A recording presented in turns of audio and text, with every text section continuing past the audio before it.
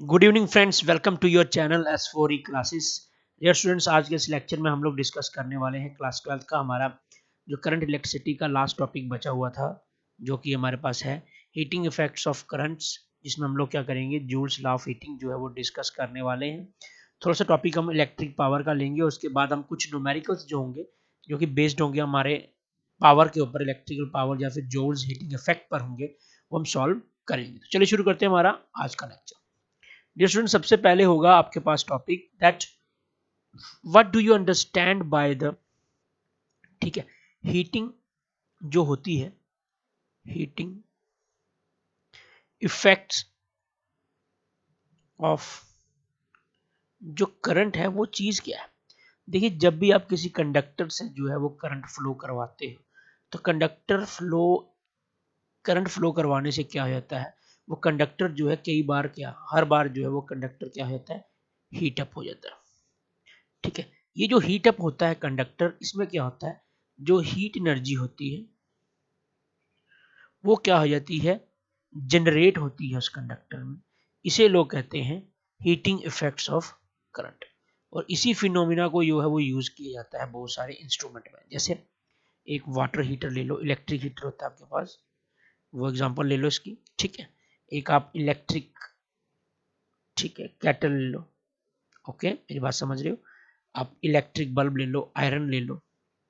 ठीक है, ये सारे के सारे जो इनमें फिनोमिना जो लगता है वो होता है आपका हीटिंग इफेक्ट्स ऑफ करंट का। आई होप आप लोगों को समझ आ गई होगी इसके बारे में।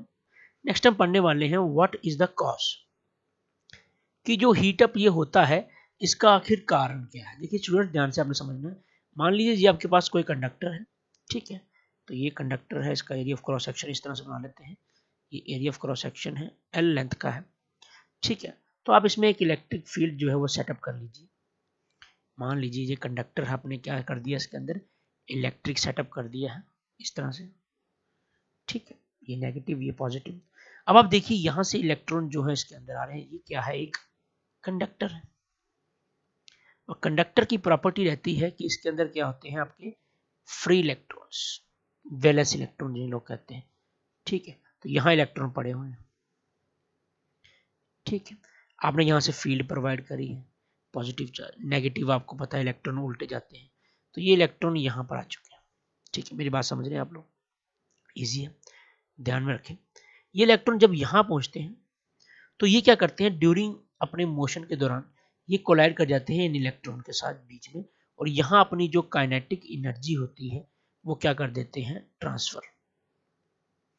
जब एनर्जी ट्रांसफर करते हैं तो इनका मोशन जो है, यहाँ पर सक्सेसिव कोलिजन्स इनके होते हैं। यहाँ पर कोलिजन होने की वजह से जो सिस्टम आपका है, यहाँ एनर्जी जो है वो लॉसेस हो जाते हैं बहुत सारे। तो जो एनर्जी लॉस होती है विट रिजल्ट इन द हीट की फॉर्म में। ठीक है, तो इस तरह से क्या हो जाता है, काइनेटिक एनर्जी जो है कोलिजन में जो है वो मिल जाती है, और हमारे पास एक हीट एनर्जी का एवोल्यूशन यहाँ पर हो जाता है, जिसे हम लोग क्या बोल देते हैं, हीटिंग इफेक्ट। भी करंट ने क्या कर दिया, एक हीटिंग इफेक्ट शो कर दिया। और ये जो प्रोसेस होता है, it is a irreversible process. ठीक है, ये कौन सा प्रोसेस है, इरिवर्सिबल, यानी इसको आप दोबारा रिवर्स नहीं कर सकते। आई होप आप लोगों को समझ लगी होगी, बहुत इजी टॉपिक है। नेक्स्ट कंसेप्ट आपके पास है what do you understand bye, ये जॉल्स लॉ ऑफ हीटिंग जो है वो आखिर है क्या। देखिए जॉल्स लॉ हीटिंग का इफेक्ट की अगर मैं बात करता हूँ डायरेक्ट, तो डायरेक्ट इसकी एक अगर एक्सप्रेशन की बात करूँ तो देखिए लॉ जो है वो इस तरह से है that H is equals to V square by, ठीक है, R इंटू टी। तो ये है हमारे पास लॉ, जिसे आप लोग जॉल्स लॉ ऑफ हीटिंग कहते हैं। लेकिन इस चीज को प्रूव करने के लिए हम लोग क्या करेंगे, चलिए थोड़ा समझते हैं। सबसे पहले एक डायग्राम लेते हैं। डायग्राम में हमने क्या किया, ध्यान से देखने, सर्किट लिया है। मान लीजिए दिस इज सर्किट, ये पॉइंट लगा लीजिए, ए पॉइंट है। यहाँ हमारे पास एक रेजिस्टेंस लगा हुआ है, और ये हमारे पास कौन सा पॉइंट है, बी पॉइंट है। ये हमारे पास कौन सा पॉइंट है, ए पॉइंट है। This is resistance R. ठीक है, क्लियर। यहाँ से हमने क्या बना ली, एक बैटरी बना ली है, नेगेटिव पॉजिटिव नेगेटिव। ठीक, ये कुछ इस तरह से क्लियर हो गया।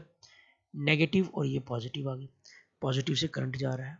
क्लियर, इतना सा आपको क्लियर हो गया होगा। ठीक है, तो हमने क्या लेट कर लिया, लेट मैंने ये माना कि V क्या है, जो पोटेंशियल डिफरेंस इसको यहाँ से प्रोवाइड किया जा रहा है वो पूरा का पूरा क्या है, V है। और हमने माना कि इसमें जो करंट फ्लो कर रहा है वो क्या है, हमारा आई है। ठीक है, आपको समझ लग गई। ठीक है, तो हम लिखेंगे कि इसके अंदर इन टाइम टी में आपका जो इसके अंदर चार्ज सबमिट हुआ वो किसके बराबर होगा। अब बोलोगे इतना करंट होगा और इतना टाइम लिया उसने, तो ये आपकी Q इक्वल्स टू IT बन जाएगी। मान लीजिए this is equation number A. Clear. तो अब क्या हुआ, जब आपने ये चार्ज प्रोवाइड किया तो आपने कुछ अमाउंट ऑफ वर्क डन किया होगा, तो वर्क डन निकालेंगे, वर्क डन। ठीक है, तो वर्क डन, और या फिर आप बोल सकते हो जो आपने एनर्जी सप्लाई की है, एनर्जी सप्लाइड। ठीक है, जो आपने एनर्जी सप्लाइड की है बैटरी के द्वारा, जिसमें आपने चार्ज Q को जो है वो पुश किया है फ्रॉम कहां से लेके A से लेकर B तक। ठीक है मेरी बात, तो वो कैसे दी जाएगी। तो देखिए वर्क डन की definition in terms of potential में आपने लेके जानी है। तो फर्स्ट चैप्टर में आपने पढ़ा होगा, वी नो दैट, क्या चीज पढ़ी है आपने, देखिए V होती है W/Q। ठीक है, और आप इसको रीअरेंज करके ले सकते हो, हमें चाहिए वर्क डन की डेफिनेशन, तो W equals to V into Q। Clear, ये आपको चीज समझ लगी होगी। तो मान लीजिए this is equation number B.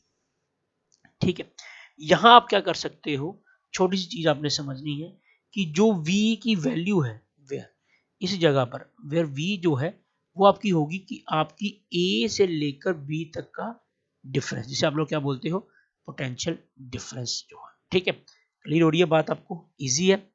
तो यहां पर आप क्या लिखने वाले हो कि यूजिंग आपने A कर देनी है कहां पर, B के अंदर। जैसे आप यू करते हो यहां पर क्या बन जाएगा आपका W इक्वल्स टू V तो हमारे पास है, इंटू आई इंटू टी जो है वो लग जाएगा यहाँ पर। क्लियर होगी बात आपको। लेकिन फ्रॉम ओम्स लॉ से आपको क्या पता है, ओम्स लॉ जो है उन्होंने आपको दिया है V इक्वल्स टू IR के बराबर। तो आपने दोबारा वर्क डन की डेफिनेशन में क्या कर देना है, थोड़ा सा चेंज कर देना है। आई स्क्वेयर यहाँ बन जाएगा, देखिए ध्यान से देखना आपने, I square into R into T बन जाएगा। क्लियर मेरी बात।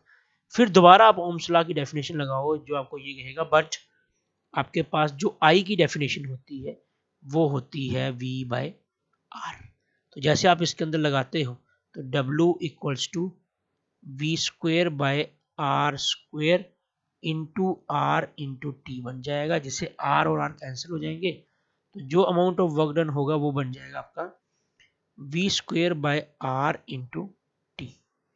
मेरी बात सही है, यहां तक आप लोगों को समझ लग गया होगा अच्छे से, आई होप क्लियर होगी बात, इजी है। चलिए देखेंगे आगे। ठीक है, तो अब आपने क्या करना है इसके आगे, देखिए यहां पर कर रहा हूं मैं, आपने ऐसा मानना है कि अगर ये जो इंटायर एनर्जी जो है, ये पूरी की एनर्जी जो, इफ द इंटायर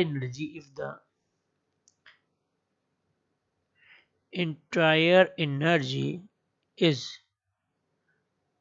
डिसिपेटेड इन, ठीक है, डिसिपेटेड एज, या बोल लो हीट, तो जो हीट प्रोड्यूस होगी कंडक्टर में वो H is equals to V into I T के बराबर होगी। वही पिछला फार्मूला, कोई वो वर्क डन का और उसी का हमने उठा लिया फार्मूला। ठीक है, और इसको आप रीअरेंज करके कैसे लिखते हो, जैसे यहाँ पर लिखा हो, देखिए सामने ये वही चीज कर रहे हैं, ये वाली चीज, यहाँ से यहाँ पर आएंगे तो यहाँ पर आ जाएगा H is equals to I square into R into T. मेरी बात समझ रहे हैं आप लोग।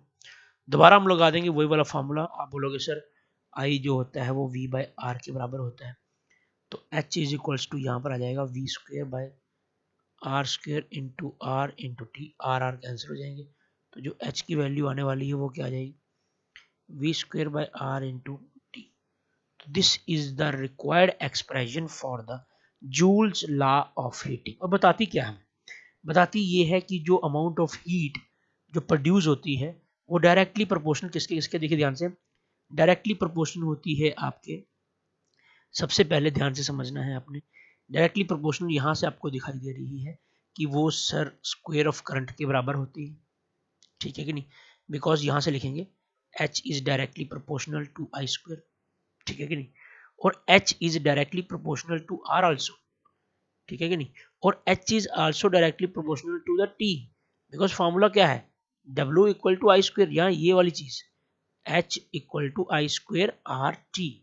This is the required expression, जिसे आप लोग करते हो यूज। आई होप आप लोगों को ये लाभ बहुत ही ईजी लगा होगा। चलिए बहुत अच्छी बात है फिर तो। सो डियर स्टूडेंट्स, नेक्स्ट छोटा सा टॉपिक आया था, what do you understand by the electric power. तो इलेक्ट्रिक पावर हमने पहले पढ़ा था, थोड़ा सा आपको रिवाइज करवा दें। Power is defined as the work upon time. ठीक है, छोटी सी डेफिनेशन है इसकी। अगर आप याद करो तो वर्क की अभी आपने थोड़ी देर पहले एक डेफिनेशन और पढ़ी थी इसकी, दैट W जो होता है वो किसके बराबर होता है dear students, I square into R into T. और एक पावर की डेफिनेशन हमारे पास और होती है, that P is equals to V into I. Clear होगी स्टूडेंट्स आपको, इस चीज को समझ लेना आपने, ठीक है। और P equal to V into I, but यहाँ हमारे पास V होता है I इंटू आर, तो पावर की डेफिनेशन बन जाती है आपके पास आई स्क्वेयर इंटू आर, एक ये वाली बन जाती है। आप इसको किसी भी तरह से और इसको आप लिख सकते हो V स्क्वेयर बाय आर के बराबर। तो ये पावर की जो है कुछ डेफिनेशंस होती हैं कमर्शियल यूज करने वाली। अगर हम इसकी बात करें यूनिट्स की, तो डियर स्टूडेंट्स आपने ध्यान से समझना है, यूनिट इसकी होगी जूल सेकंड इनवर्स, या फिर आप डायरेक्ट यूज करते हैं, इसे बोलते हैं हम लोग वाट। ठीक है, और एक वाट यानी 1 वाट जो होती है वो 1 जूल डिवाइडेड बाय 1 सेकंड के बराबर होती है। यानी इलेक्ट्रिक पावर को आप 1 वाट तब कह सकते हो जब 1 जूल आपका जो है वो हीट जनरेट हो 1 सेकंड में, ऐसा बोल दो। ठीक है, यहाँ it is a current of 1 ampere flows through it when potential difference of 1 volt is applied. ठीक है कि हाँ, इसकी कमर्शियल यूनिटें जो है वो इस तरह से हैं, 1 किलोवाट होती है हमारे पास। ठीक है, जिसे हम लोग 1 kW के बारे में लिखते हैं, जो होती है 1000 वाट के बराबर। ठीक है, एक हमारे पास होती है मेगावाट, 1 मेगावाट, तो इसको 1 MW के बराबर में लिखते हैं, तो ये होती है 10⁻⁶ वाट। ठीक है, और एक चीज होती है 1 हॉर्स पावर। ठीक है, इसको लोग बोलते हैं 746 वाट के बराबर। तो ये 3 यूनिटें आपने याद रखनी है, megawatt and kilowatt and your horse power. I hope आप लोगों को तीनों जो है वो समझ लगी होंगी ध्यान से। ठीक है, तो कुछ न्यूमेरिकल्स बेसिक इसके ऊपर रहेंगे जो हम सॉल्व करने वाले हैं। चलिए देखते हैं। सो डियर स्टूडेंट्स, क्वेश्चन क्या है, एक इलेक्ट्रिक बल्ब है जिसको मार्किंग की हुई है 100 वाट 230 वाट। अगर सप्लाई आप देते हो 115 वोल्ट, तो बतानी है आपने कितनी हीट और लाइट एनर्जी जो है बल्ब निकालेगा आपका, कितने 20 मिनट में। बात को समझ लगी। आप इसको सोल्यूशन में क्या लिखोगे, देखिए आपको गिवन क्या है। गिवन आप सबसे पहले बोलोगे हमें दी है पावर, पावर दी है आपको कितना 100 वाट। क्लियर होगी बात आपको। वोल्टेज आपको दी हुई है कितनी 230 वोल्ट। क्लियर। तो आपको क्या निकालनी, देखिए पावर से आप लोग कुछ चीज निकाल सकते हो। फॉर्मूला लगाएंगे वी स्क्वायर बाय आर वाला। जैसे वी स्क्वायर बाय आर वाला लगाते हैं तो यहाँ से हमें चाहिए पहले आर, तो आर निकालने के लिए आपको वी स्क्वायर बाय पी करना होगा।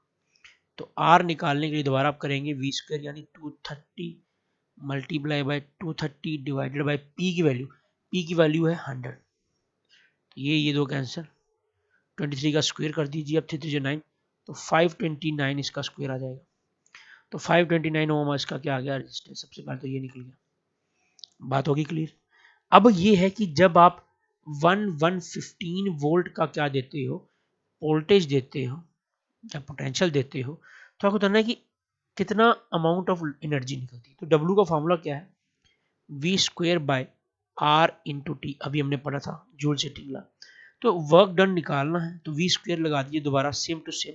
यहाँ वोल्टेज दिया है 115 मल्टीप्लाई बाय 115 मल्टीप्लाई टाइम आपको दिया है 20 मिनट्स, तो 20 मल्टीप्लाई बाय 60 सेकेंड्स। ठीक है, आर की वैल्यू आपने निकाली हुई है 529। सॉल्व करेंगे तो सॉल्व करने के बाद जो इसका आंसर आने वाला है स्टूडेंट्स, मैं डायरेक्ट लिखूंगा यहाँ पर, तो वो आएगा 30 किलो जूल। 30 किलो जूल जो है ये आपकी राइट आंसर होगा। आई होप आप लोगों को समझ लगी होगी। सो डियर स्टूडेंट्स, एक इसी के साथ एक क्वेश्चन छोटा सा और है। क्वेश्चन क्या कहता है कि एक 10 वोल्ट की स्टोरेज बैटरी है जिसका नेग्लिजिबल इंटरनल रेजिस्टेंस है, उसे आपने 50 ओम रेजिस्टर जिसको मेड किया गया है अलॉय मैग्नेट से, उससे आपने किया है। आपको ये बताना है कितनी हीट एनर्जी जो है वो प्रोड्यूस होगी 1 आवर में। तो सोर्स ऑफ एनर्जी जो है वो क्या चीज है इसके अंदर। ठीक है, सोर्स एनर्जी अगर मैं डायरेक्ट बता दूं तो इसके अंदर देखते हैं। तो सबसे पहले देखेंगे सॉल्यूशन में क्या लिखने वाले हैं हम लोग। सॉल्यूशन में लिखेंगे हम लोग कि भाई हमें गिवन क्या है। देखिए स्टूडेंट्स, गिवन आपको है वी आपको दी हुई है, सॉरी वी आपको दी हुई है यहाँ कितनी है 10 वोल्ट। 10 वोल्ट है तो सोर्स ऑफ, मैं सीधे बोलूंगा यहाँ पर एक बैटरी लगी हुई है। आर आपको गिवन किया गया है, आर है 50 ओम, क्लियर। और टाइम भी आपको दिया हुआ है, दैट इज 1 आवर, क्लियर। ये बात सही है। 1 आवर है तो 60 minute into 60 seconds, that will goes 3600 seconds, clear.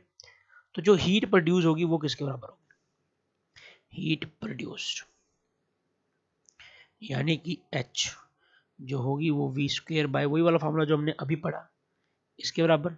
तो निकालते हैं, चलिए v स्क्वेयर करेंगे, v स्क्वेयर तो 10 का स्क्वेयर मल्टीप्लाई बाय 10, r की वैल्यू 50 इंटू टाइम की वैल्यू आपकी 3600, क्लियर। तो सॉल्व करेंगे, ये 0 से 1 0 कैंसिल, 36 इंटू 10 तो डिवाइडेड बाय 5, तो 5 टू 10,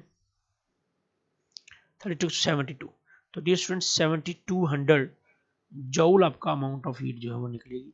और दूसरा क्वेश्चन हमसे ये पूछा गया था सोर्स क्या है, देखिए सोर्स ऑफ एनर्जी तो बैटरी है,